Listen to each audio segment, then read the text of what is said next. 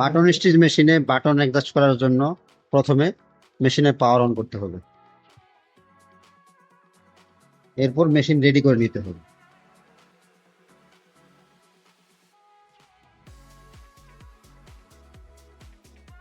বড় বাটনের ক্ষেত্রে ভিজুয়াল ডিসপ্লেতে এক্স স্কেল এবং ওয়াই স্কেল উভয় স্কেলে 85 করে নিতে হবে।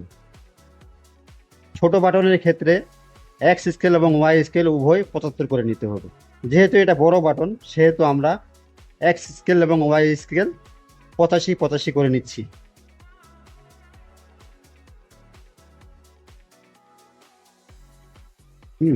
এখন মেশিন রেডি করে নিচ্ছি,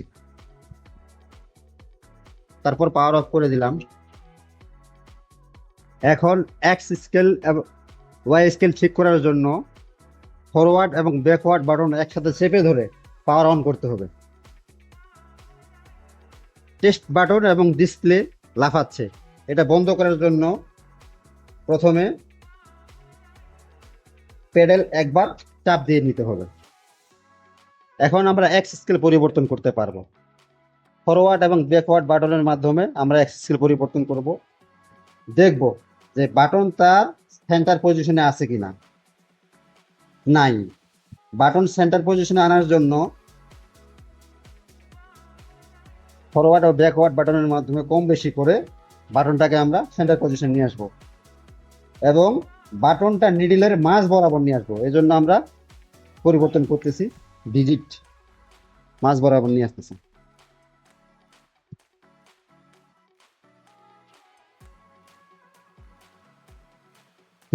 মাঝ বরাবর এসে গেছে। এর জন্য এখন আমরা প্যাডেলে একবার পাড়া দিব এবং ইন্টার প্রেস করব।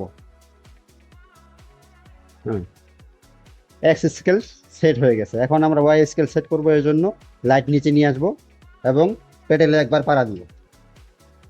প্যাডেলে চাপ দেওয়ার পর ওয়াই স্কেল সেট করব।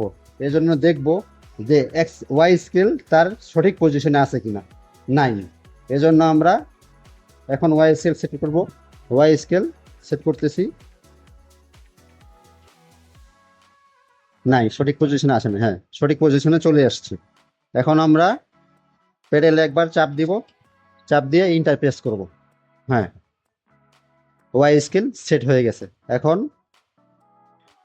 টেস্ট বাটনে চাপ দিব, চাপ দিয়ে মেশিন রেডি করব। এখন মেশিন চালাবো, বাটন সেট হয়ে গেছে।